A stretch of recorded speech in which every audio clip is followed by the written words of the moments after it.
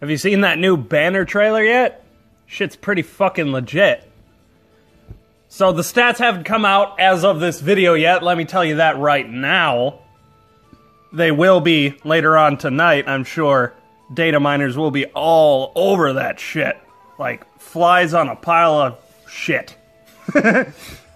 So I'm just gonna give you my immediate impressions of the banner. As soon as I watched the trailer, I was pretty hyped.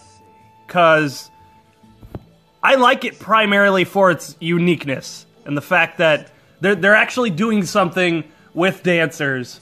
And the fact that we didn't have green dancers, let alone fucking ranged ones.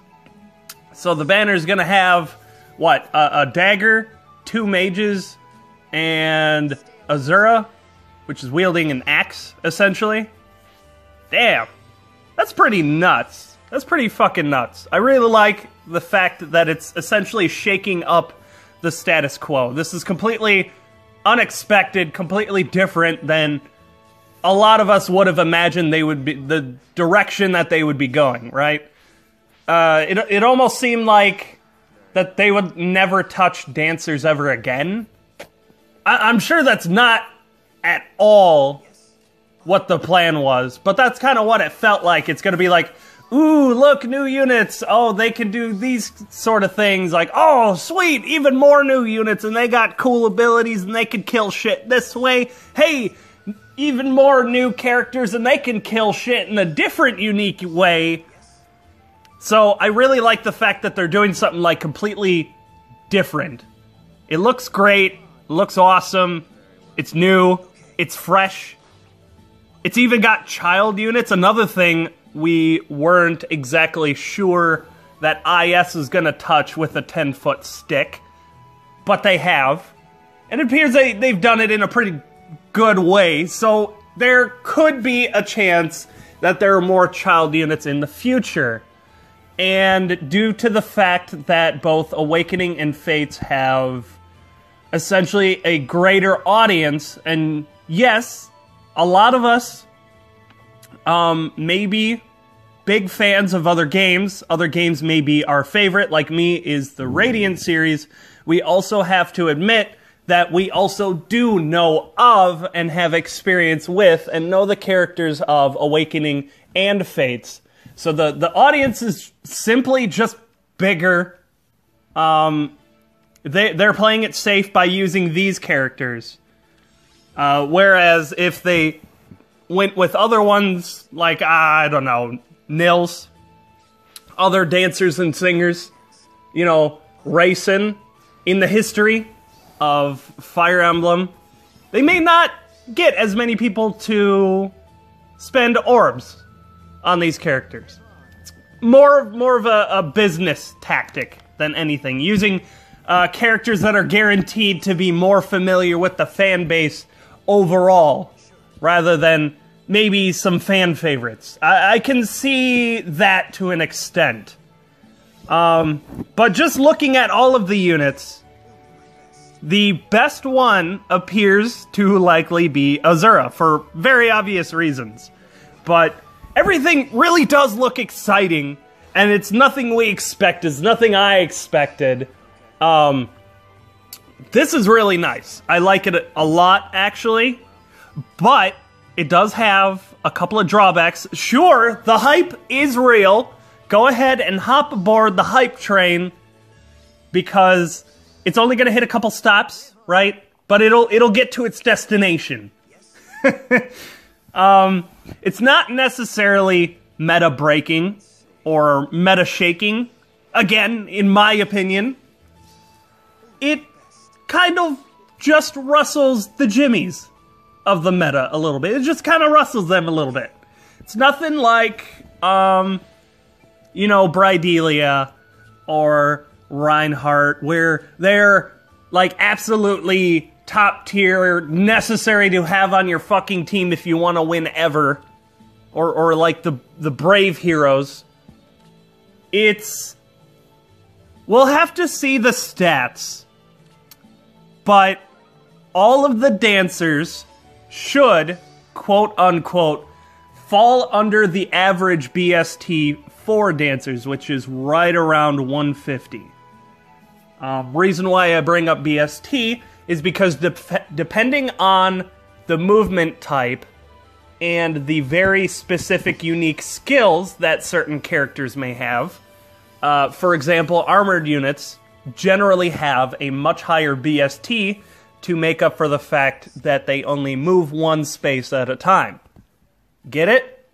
So the reason why I bring up BST is because dancers are essentially an infantry unit that have a support skill that is unique only to them, which IS has essentially dubbed about 150 BST as being balanced for the dancers we already have in existence, which is Olivia, Ninian, and Azura. So if we are going to follow IS's already put in place formula, we can safely speculate that these characters will have right around 150 BST, except for the ranged dancers that may have a little bit less than that, but the numbers get more obscure from there. I would imagine that they would stick right around that 150 BST because they were giving these dancers additional tools at their disposal, especially interesting of which they've given 2 of those dancers Breath of Life attached to their weapon, which is actually pretty fucking neat. Not necessarily that you will be attacking with these dancers like you do with the ones we have currently, unless by some miracle one of these dancers will be an absolute glass cannon, which probably would, in that case, destroy the meta.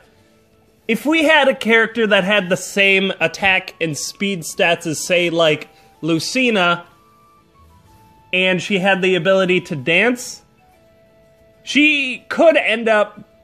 Well, I'm saying she because I'm assuming this is going to be Azura, if anybody.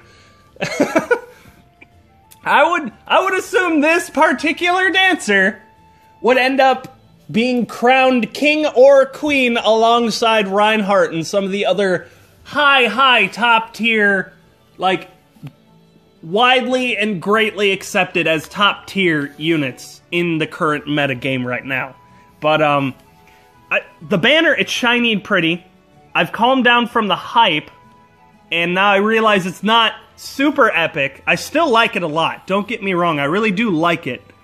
But they're not, like, die-hard important, which kind of transitions into my recommendation at the very moment, because, again, the stats are not released, so we can't perfectly assume what these characters would be. But even with the stats, personally, I don't think I'm going to pull on this dancer banner. If I get lucky with the free summon, then, you know, that would be pretty tits, but, for the most part, it looks like all they do is facilitate much more fluid team compositions. You're no longer shoehorned into requiring to use either a blue or a red dancer, or let alone invest a lot of skills and weapons into these particular dancers in the first place in order to make them, I don't know, better at their job. But that's pretty much it. You're not going to be using them to go out and destroy things, honestly. These particular dancers are going to offer much extra support and utility, especially in the manner of their weapon, essentially giving them more skills, more tools in their kit, attaching it to their weapon, so that way you can free up more space on their skills. Speaking of which, the dancer buffs, bear in mind, do not stack. They are just like rallies, but they are attached to the B slot. And I don't really care for the dancer buffs as much, even though it is a great addition to the game, and you can make a lot of value from these by, you know, synergizing Hone or Fortify from the C slot and then using one of the dancer buffs in the B slot. However, the only thing you can't ignore about this fact is that these dancer buffs essentially take up the Wings of Mercy slot, which isn't the greatest thing in the world, right? But you could utilize these dancer buffs. Just bear in mind they act like Hone, Fortify, Rally in the fact that they don't stack with other buffs. Like, you wouldn't necessarily be wanting to use these dancer buffs if you're running a horse emblem team, because they're already getting the +6/+6 from whatever. In that case, you could replace the dancer buff skill with Wings of Mercy or something else also applicable. Like I said, I think Azura's gonna be the best unit in this banner already. Like, fucking hands down. I'd probably bet some orbs on that shit. She fucking takes the cake. She's essentially got what everybody is calling Fury on her weapon. However, I want to change that moniker because it's not exactly Fury. It's a buff, and there's no damage drawback to it. So I would like to call it Rally Spectrum.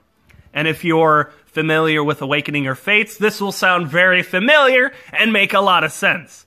This axe, which I don't want to pronounce, has like 16 might, which is pretty amazing. And